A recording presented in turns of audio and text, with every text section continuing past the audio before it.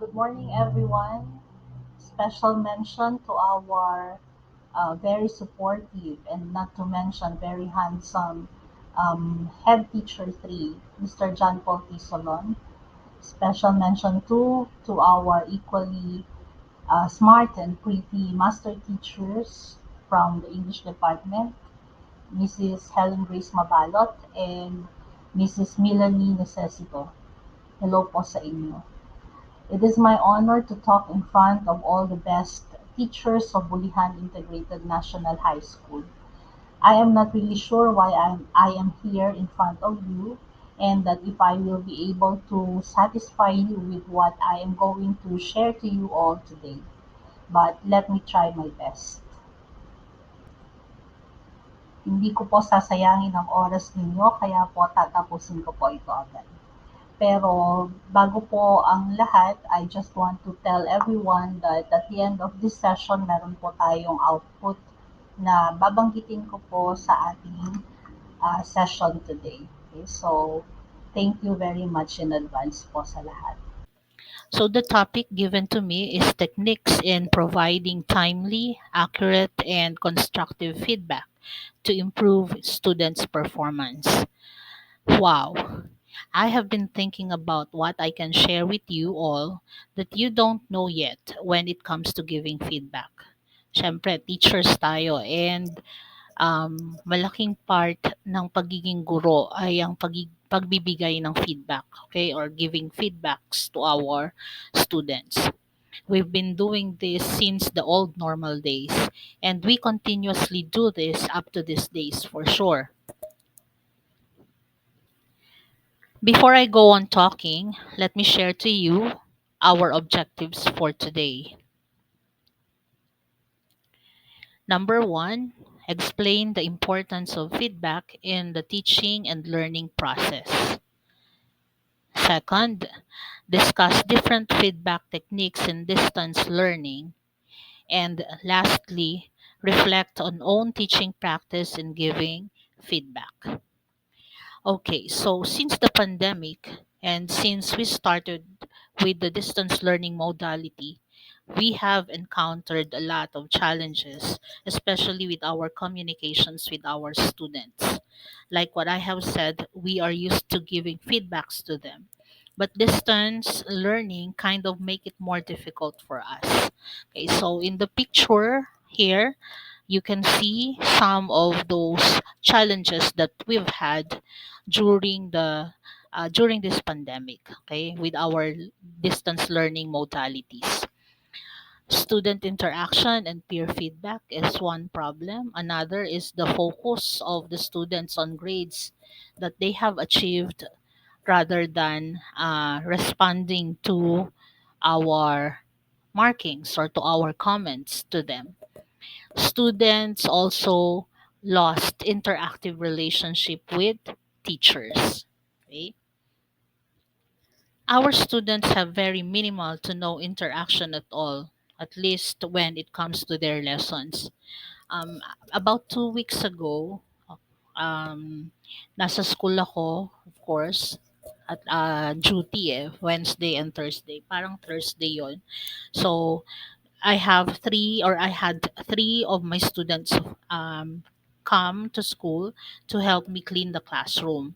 So, yung isa sa kanila, nakausap ng kanilang MAPE teacher kasi nagkita sila while I was talking to the MAPE teacher. And after apparently, the student have no grades with some of the components of MAPE.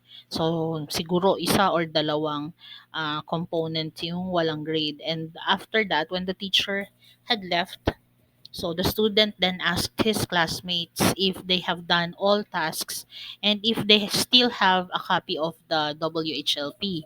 Kasi siguro hahabulin niya yung activities or yun siguro yung napag-usapan nila ni sir.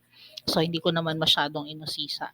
Pero nakisingit ako sa kwentuhan nila and ang tinanong ko ay kung ano ba ang kanilang ginagawa. Or ano, ang tanong ko is kung meron silang isa pang GC, if they have another GC other than our GC, okay, or GCs that include their teachers. So, Like what I've guessed, meron nga. Okay? Ang ating mga estudyante, meron silang ibang GC kung saan hindi isinasama yung mga teachers. So, ang tanong ko sa kanila after ay, what do they talk about in that GC? So, what are their usual topic? Hindi ko alam kung honest yung mga bata sa akin, pero feeling ko naman, nagsasabi naman sila ng totoo. So, yun ang gusto kong ma-feel. Sabi nila, they don't really talk much in that GC. Kaya ang karaniwan daw na pinag-uusapan is yung mga tanungan lang like, ano ba yung sasagutan sa ganito? Ano bang sabi ni ganito? Or ang sabi ni ma'am, ganyan. So, what task are we going to answer? So, yun yung usual daw nilang topic. Okay, so ang tanong ko naman na sunod is, um, para saan pa? Ba't sila gumawa ng GC na yun? If they are just going to ask questions regarding what tasks they need to answer. Eh, meron namang GC na kasama yung teachers and the teachers are announcing to them what they are supposed to answer. Sabi ko, why not use that GC in uh, something like a group study? So, paano nyo kako gagawin yon? Pwede naman kayong mag-PM doon sa GC. Why don't you tell your classmates, uy, nasagutan nyo ba yung activity ni ma'am sa ganito? Kasi ako, may sagot ako but I am not sure. And then share your answer and then this will lead to discussion. Siyempre, may sasagot, ay, hindi ganyan yung sagot ko. This is my answer. And yun, pwede na silang magkaroon ng communication. 'Di ba? That's feedback. Okay, peer feedback about the about the answer that they have shared. Okay, about their answer to an activity. Okay, shared to the classmates. So yun, ewan ko, it's ideal. Okay? So, yun yung sa tingin ko ay ideal para sa mga nasa learning modality na tulad ng atin, yung mga nasa modular or nasa online. It's their only way to interact. Okay? And yun nga lang, hindi nila ginagawa. I was surprised na hindi nila ginagawa. And jokingly, yung isang bata, meron siyang nakwento na, ma'am, may nag-PM sa akin, classmate ko. Nag-ask siya ng sagot. Okay? So, sabi ko, hindi tayo dapat magkopyahan. That's wrong, syempre. We cannot cheat or we are not allowed to cheat. Pero yung mag-share lang tayo or mag-compare lang tayo for the sake of discussion, pwede yun. Pero yung mangungopya, that's a different thing. Okay? So, ayun lang naman. Gusto ko sanang yun ang gawin nila. But no, they are not doing that. Why? Maybe because, ang feeling ko, they really don't care kung gaano kataas yung grades na makukuha nila. uh, what they're after is the passing grade. Okay? Kahit 75 pa yan, basta makapasa lang. Usually, our students are like that. Basta makapasa lang. Um, Not all students appreciate notes that we leave on activities that they have submitted to us. Like I remember leaving or sending a message to a student of mine who submitted a task which I really liked. Okay, uh, I was really amazed with the performance task that was submitted to me. So I was all praises to the student. So I wrote him a nice message, but I did not receive a response. I was sin-zoned by the student. Ouch talaga. That attitude of the student leads to zero interactive relationship with the teacher. It's like these students don't want to establish a relationship with us. Okay, it would be nice sana if our students are open to us in sending messages to ask questions about why their answers are wrong or why their scores for an essay are low, or if they don't understand a part of the lesson that they have been reading. Okay, it would be nice na makarinig ka ng or makabasa ka ng message from them or question from them. It's like a feedback coming from the student.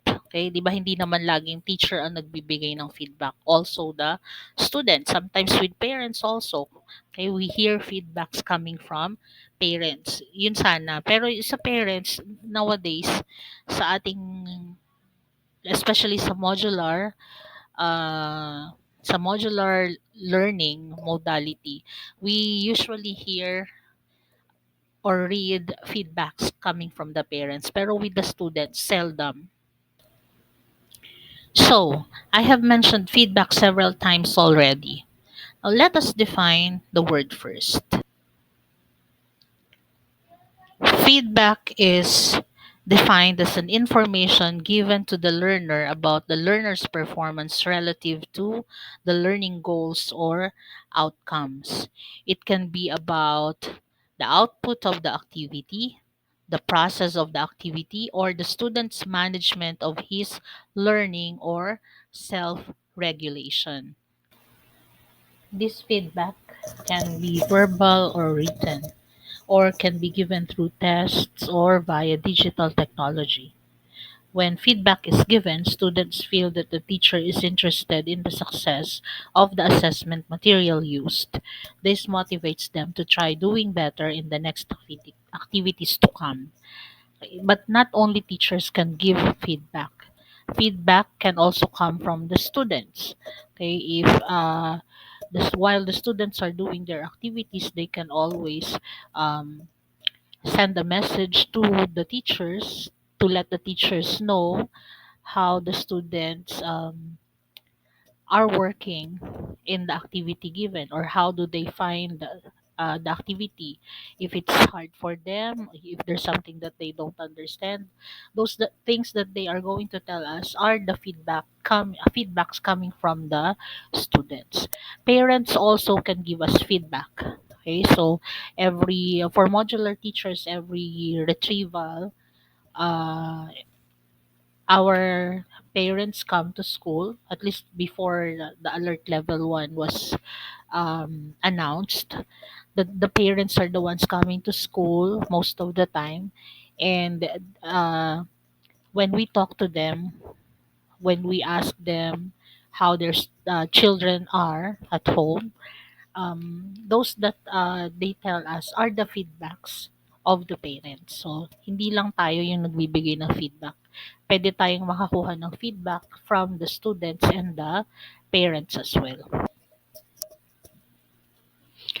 Now, what are the characteristics of effective feedback? So, feedback should be timely, accurate, and constructive to be able to help students improve their performance. So, pag nagbigay tayo ng feedback, dapat yung ah, for sure magiging effective. Yung makakatulong sa mga students natin na ma-improve yung kanilang skills or yung kanilang performance. So, paano? Ano ba yung timely, accurate, and constructive? Okay, so before I go on, nung ginagawa ko tong ah, material ko na 'to, naalala ko yung mga sinusulat sa likod ng report card ng mga para sa mga students natin. So, ang mga 'to ay sample din ng feedback coming from the teacher. Eh, ito ay para iparating natin to let the parents know how their children are doing in school for every grading period. Now, nung binabasa ko, nung iniisa-isa ko 'to and nagre-recall ako, naisip ko, are these are these statements effective? Itong feedback ba natin na 'to ay effective? Kasi naalala ko, we don't really write this every grading period. Okay, may time, there was a time na or for the longest time sa ilang years na naging advisor ako at nagsusulat ng ulat para sa mga magulang sa ating report card, hindi talaga siya ginagawa every grading period. Why? Because what we give our parents every quarter are the dummy cards. Yun yung mga piniprint natin or sinusulat natin uh, sa papel, and those are what we give to the parents, yung grades lang. Okay? Walang mga feedbacks na ganito. Kung yung ibang teacher siguro, nagsusulat sila, nagagawa rin sila ng dummy card na merong report or ulat para sa parents sa likod ng mga dummy cards nila. Pero ako talaga hindi ko 'to nagawa na maggawa na magsulat ng ulat ah, every quarter. Okay? Parang nung naging iba na yung admin natin, yun nagkaroon ng time na ah, sinabihan tayo na kailangan every quarter yung mismong original card na yung pinapakita sa parents at pinapapirman. Pero parang 1 year lang yun nangyari.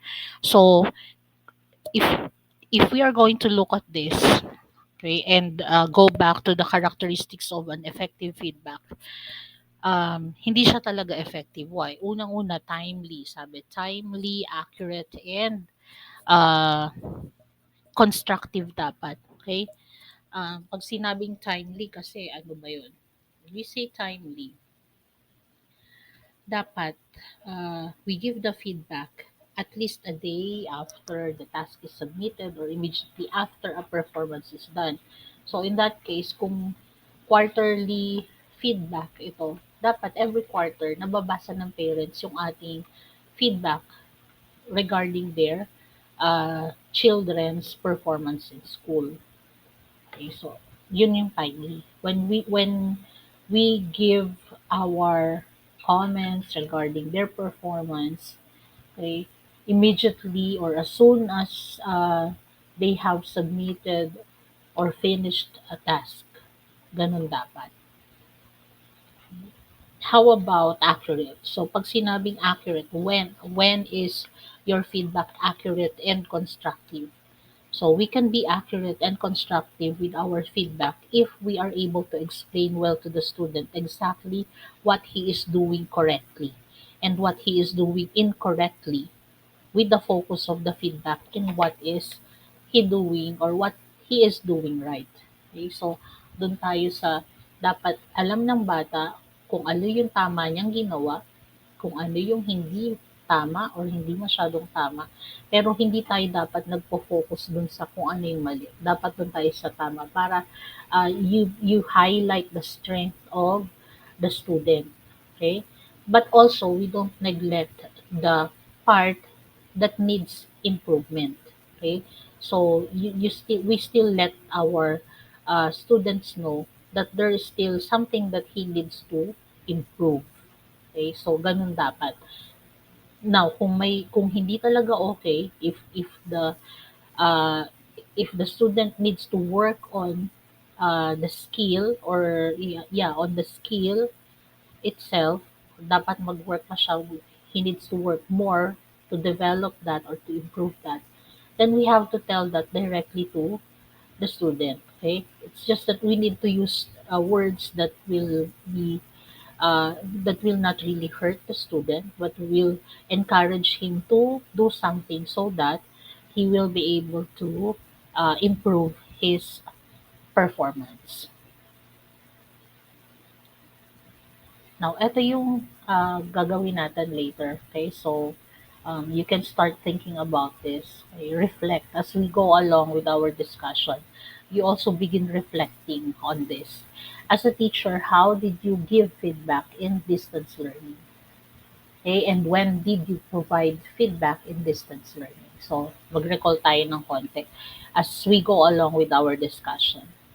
Okay, so the next slides will show you some of the feedbacks that I gave to my students. Itong mga nasa Google Classroom, itong mga first pictures na to, they were taken from the Google Classroom. So dahil I was an online teacher last year, so meron akong mga activities dito na uh, yan, dyan ako nagbibigay ng comments sa mga bata. Okay, so ito yung mga sample ko. No more intro for the body. You begin with the argument already. Be careful with spelling as well. Okay, since you are asked for an outline, no need to provide with supporting details. Okay, another one that I gave, good job. Okay, good job. O, diba? Is this accurate? Like what we said, pag accurate, hindi dapat basta good job. Diba? We need to uh, tell the student saan siya good, aling part ng performance niya yung good or ng output niya yung good. Okay, so that it will be clear.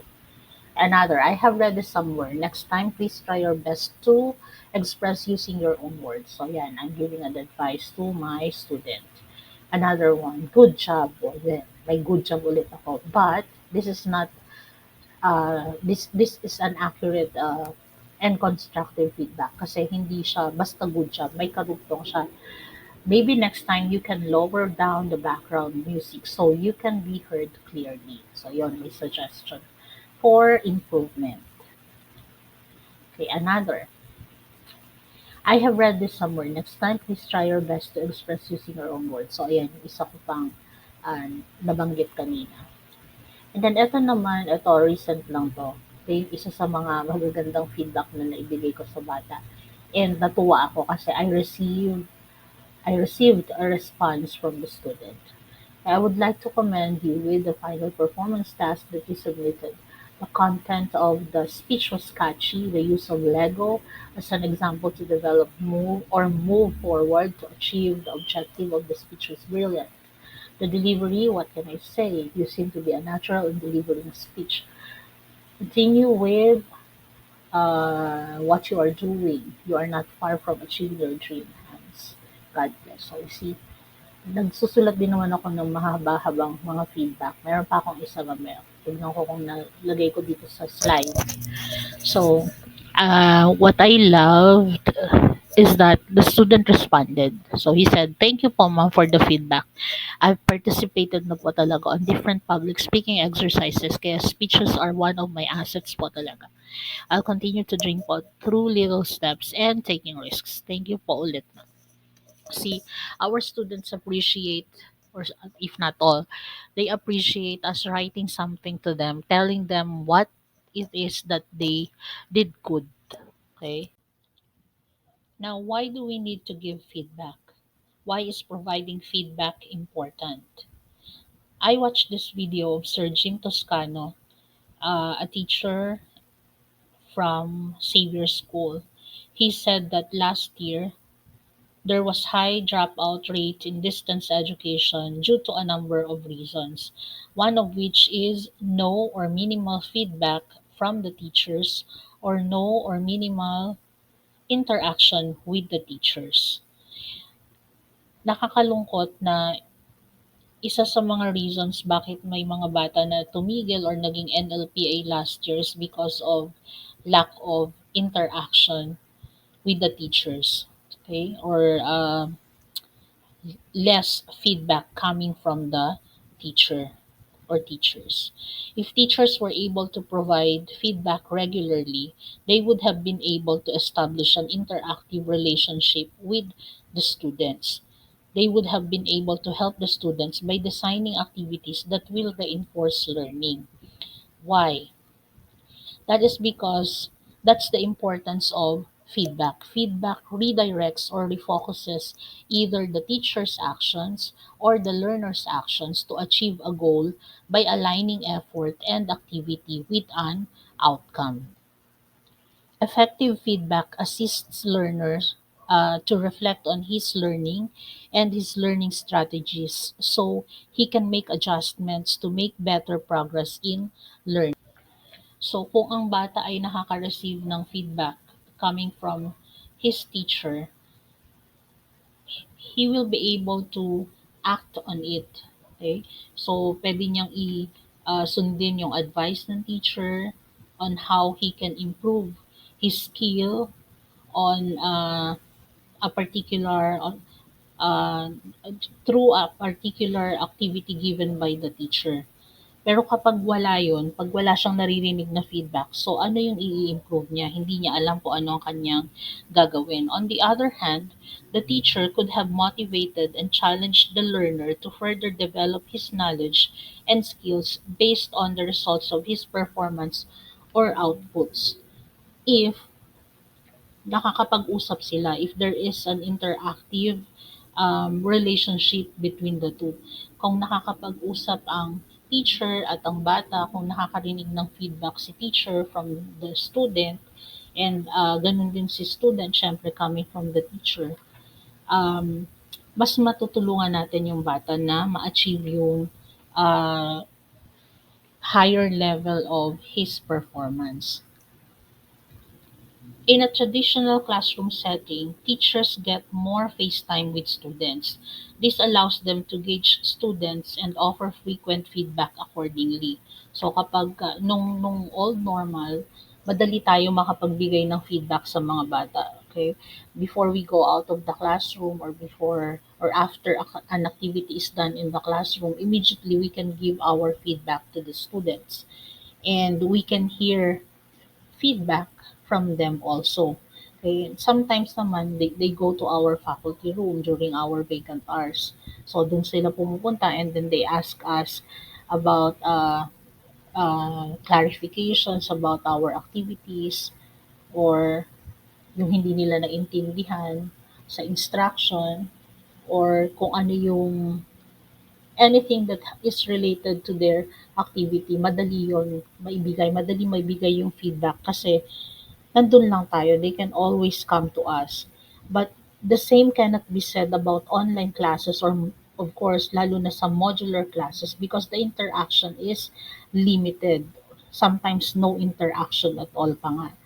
Lalo na sa mga modular students na kahit yung mga text messages and phone calls ay hindi nila sinasagot. So how do you create or how do we create a conducive learning environment in distance learning and prevent our students from feeling isolated? Okay, so we have some guidelines that we can follow in giving effective feedback. The first one is to set clear expectations. When we are designing our online discussion, okay, like if we are planning when we are writing our LE, our lesson exemplar, we take a moment to think about what we want the students to achieve. So, yung objectives, pinapresent natin to para sa mga online teachers, pinapresent natin to before we begin the discussion. So, by setting clear expectations and giving specific instructions at the beginning, students get a better idea of what is expected of them and it saves both parties time. From sharing specific guidelines on writing discussion posts and grading metrics to communicating due dates, your response time, and establishing class participation rules, it helps students to be aware and minimizes the possibilities of miscommunication. So, yung nauna kong binanggit tungkol sa objectives, at the beginning of a discussion, pinapakita natin yung objectives sa mga bata. We give them the objectives that are part of our plan for the day or for that particular lesson. And then when it comes to um, submission of outputs and tasks, we always tell them the due date of a particular project. So, dapat clear. Lalo na yung sa online class, ito yung mga nag-post ng activities sa Google Classroom. Meron dong part na tayo ay nagsusulat or nagbibigay ng ating rubric kung ano, paano natin gagradean yung mga activities ng mga bata. So, dapat nakasulat yun parati doon. And alam nila dapat kung hanggang kailan sila pwedeng mag-submit. Kaya dapat huwag kakalimutan lagyan ng due date. Okay, para clear. And yeah, we can minimize the possibilities of miscommunication. The second one is make it actionable. Like if we want our students to really improve themselves, we should be clear in giving our comments. Like sa simula, nabanggit ko yung pagiging accurate, di ba? Our feedback should be accurate. So, how do we do that? Paano ba maging accurate yung ating feedback sa mga bata? Now, we can be accurate by avoiding vague comments. Okay, so wag basta good job lang or excellent or needs improvement. If we start giving feedback in the form of it needs work or good job, We need a change of strategy because this will confuse the students. Pag-impress tayo sa assignment ng bata or sa activity ng bata, we should not leave it to good job lang. We should tell our student what stood out and left us impressed in that activity submitted to us. Okay? Sabihin natin, nagustuhan ko sa activity mo ay ito, what I like about your activity or your output is this. You are really good at that. Parang yung isa sa nabasa ko kanina. Same with someone who needs to improve. We have to specify what exactly needs to be improved, and the approach is always something that the student can take. Sabi ko nga kanina, yung words na gagamitin natin, something that uh, uh, acceptable and will not hurt our student. It should be something that uh, can inspire our student, okay, to change or to do action. So every time we are giving feedback, make it goal oriented and actionable for it to be truly effective.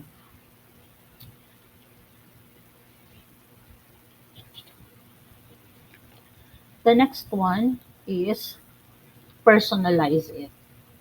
Okay, so how do we personalize it? Sabi diyan, address the student by his name as you give feedback. Okay, minsan kasi or madalas kasi ang ating pagbibigay ng feedback is collective. 'Di ba? Paano 'yun? Usually sa GC ako, guilty ako dito. I always or most of the time ang aking feedback ay sa GC. Okay? And walang particular person na binabanggit. It's for everyone.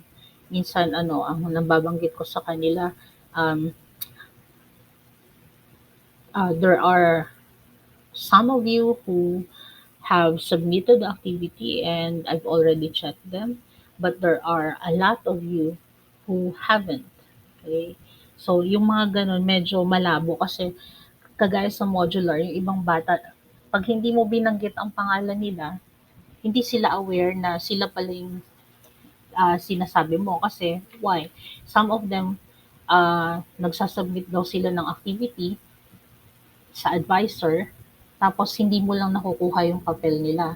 Eh, minsan kasi nagkakaligaw-ligaw yung papel. So, ang alam ng bata, nag-submit siya, so hindi mo naman nilinaw doon sa feedback na binigay mo sa GC. Kaya mas maganda yung ah, iniisa-isa mo din sila. So, you can PM them. Kung hindi mapapahiya ang bata, you can mention the name in the GC.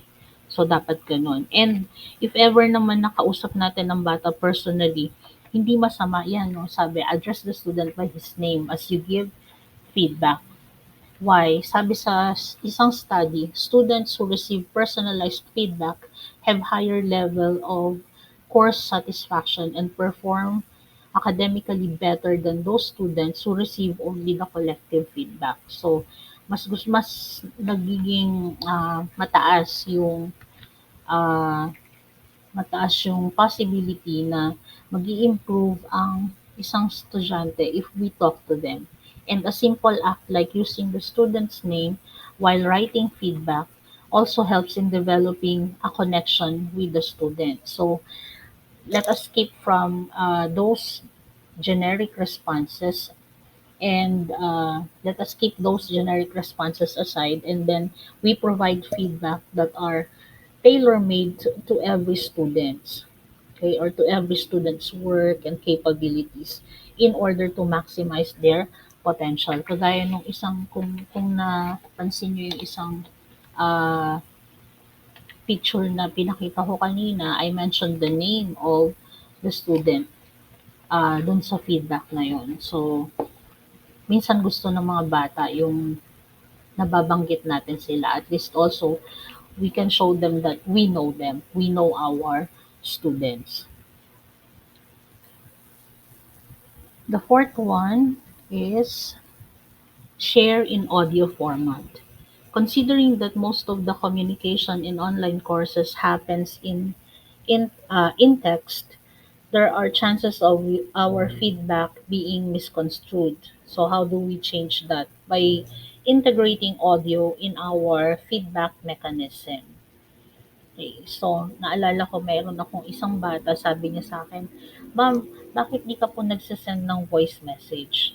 Okay, so nabigyan niya ako ng idea dun kasi, parang natutuwa pala ang mga bata na naririnig din nila yung boses ng kanilang teacher. So hindi lang ito sa online class, kahit sa modular class, we can do this kasi meron naman tayong messenger. So, um, minsan iniisip mo this can be time consuming, pero yun nga, natutuwa pala ang ibang bata na nakakarinig sila ng boses from their teacher. Okay, so iba yung dating sa bata pag ang feedback natin ay through a voice message. Okay, so when receiving audio feedback, they tend to be more engaged and are better able to understand the real intent and retain the information. Why? Kasi kapag text message kasi or sa chat, iba-iba ng tunog or tone yung ating sinesend na message. So yung mga bata hindi nila alam minsan galit ba si ma'am, masaya ba si ma'am, natutuwa ba si ma'am, kasi depende sa pagkakabasa nila yun eh. So, the next time you need to deliver a complicated or in-depth feedback, consider sending it in audio format. Okay? So, let us have our notes ready before we begin recording and always begin with the student's name kung ito ay personalized feedback. Kung para sa isang bata lang yung voice message. Okay, lagi natin tandaan, let us address the students with their names.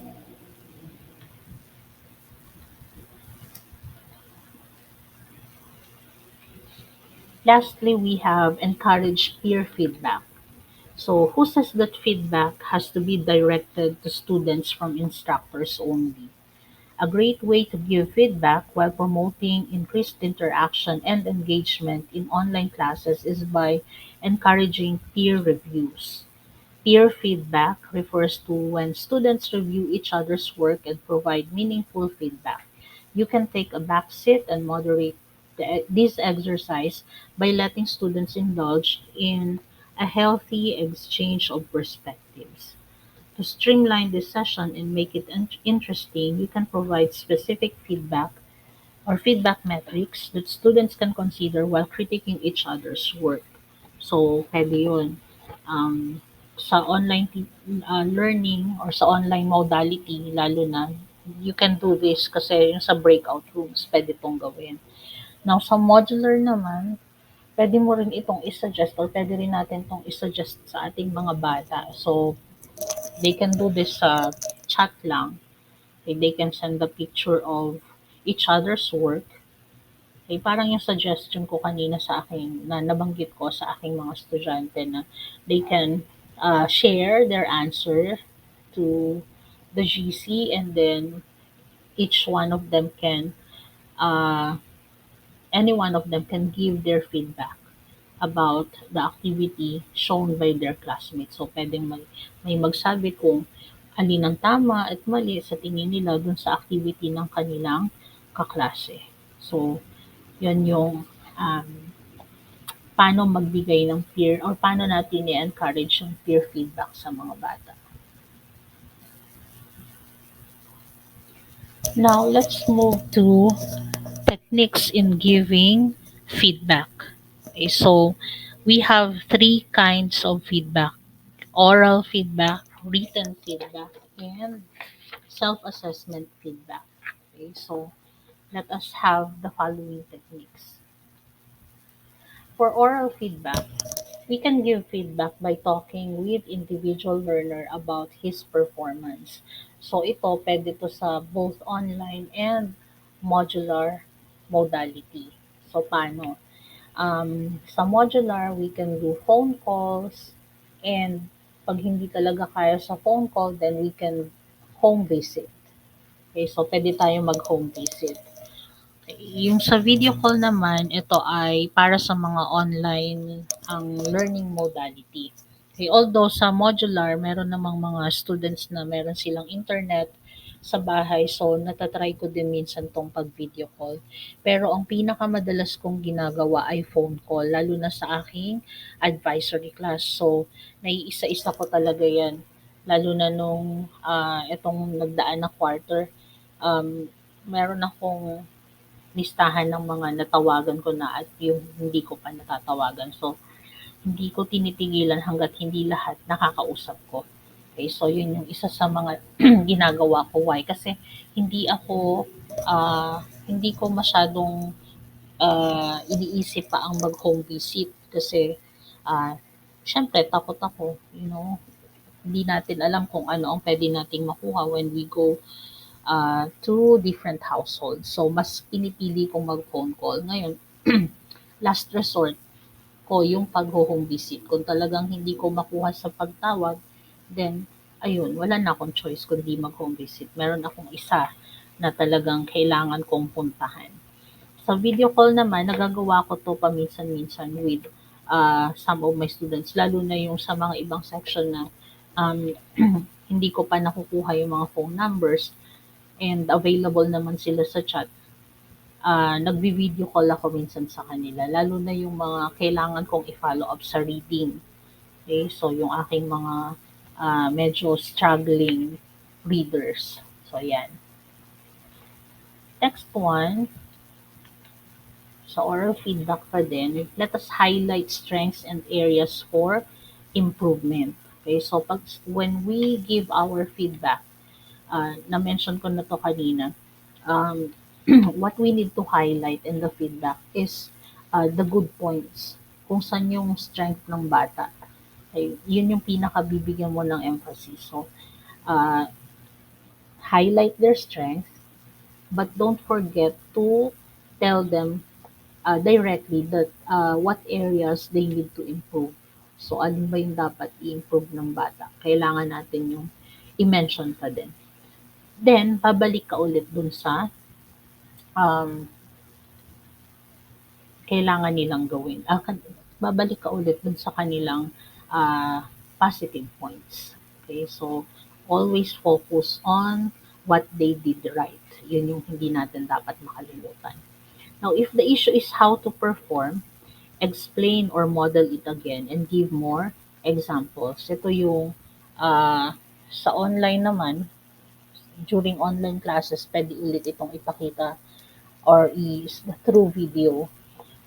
Pwede itong ipakita ng online teachers. Sa modular naman, usually picture ang pinapakita natin sa mga bata. Sinesend sa kanilang messenger. Kasi pag sinendan mo ng video, sasabihin sa atin, mahina, hindi sila pag-play ng video. Pero pag picture, ayan, nagagawa nila ng paraan, kita ang iba sa kanila or ang marami sa kanila ng pictures na sinesend sa messenger. Okay. Next one is written feedback. Okay, so give descriptive feedback related to the assessment criteria. Okay, so yun. Kunyari, meron tayong essay writing activity. So, di ba, nagbibigay tayo ng we have our rubric, okay, for writing. So, meron tayong kunyari ito, example ko for argumentative essay. Meron akong tatlong criteria. I have 3 criteria given to my students: analytical, fair, and credible. So, if I am going to write a note about an argumentative essay written by my student, my feedback should be based on this criteria. So, I have to make sure na ang aking isusulat doon ay nakabase sa kung analytical ba, fair, and credible yung content ng argumentative essay ng aking estudyante. So, hindi ako pwedeng pumunta sa ah, grammar ng bata or sa mechanics, sa commas, sa mga punctuation marks, sa spelling. Ang akin lang i-check at ang akin lang ipi-feedback ay may kinalaman sa content ng kanyang argumentative essay. So, para hindi malito, ah, ano ba talaga ang paano ba talaga gigradean ni ma'am yung aking activity? Nakatuon ba si ma'am sa grammar ng aking activity or dun sa kanyang rubric na binigay? Okay, so malilito kasi ang bata pag ah, hindi natin to sinunod. Next one, use simple words that describe what is done well in the work. Okay, so when we write a note, make sure that uh, it's understandable. Okay, yung maiintindihan ng bata, hindi yung gagamit tayo ng mga malalalim na salita na our students will not be able to understand. So lalo nang hindi niya alam kung ano yung kanyang gagawin to improve his work. And then use words to suggest improvement and say how to improve. Okay, so yun ang mga pwede nating isulat as our feedback. Then lastly, we have self-assessment feedback.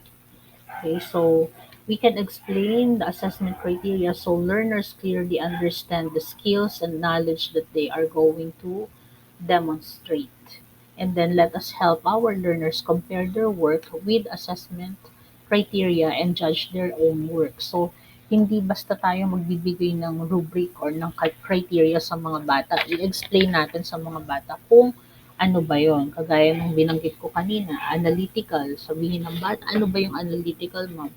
Okay, so to get the highest point for this criteria, your paper should cite examples of propaganda in the world today as supporting information.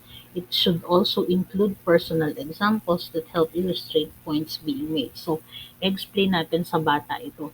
Hindi yung pababayaan lang natin sila to just read the criteria, to read the rubric, and then they are on their own. So hindi pwedeng gano'n. Pag gano'n ang ginawa, usually ang mga bata natin hindi na yan babasahin talaga. Gagawin lang nila yung activity without really reading our criteria or the rubric, the content of the rubric. So dapat explain natin. And then encourage them to judge their own work. So pag natapos na sila na magsulat ng kanilang activity, pabalikin natin sila dun sa kanilang rubric and see for themselves if they were able to follow the criteria given. So pag ginawa natin yon, we are helping our students to do reflective feedback. Sila yung nagre-reflect na kung tama ba or mali ang kanilang ginawa. As promised, maikli lamang po ito. Okay, so tapos na po ang aking session for today. But before we really end this, let me leave this with you. 9/10 of education is encouragement. So, teachers, let us not get tired of giving feedbacks to our students because that's the best way that we can do, or that's the best help that we can give them, so that they will strive hard to become better, to improve their skills and their performance.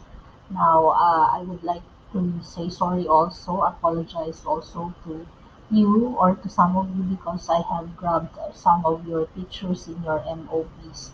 Okay, I was looking for some evidences that we teachers are continuously giving feedback to our students and that we really try our best to have an interactive relationship with our students despite the difficult times.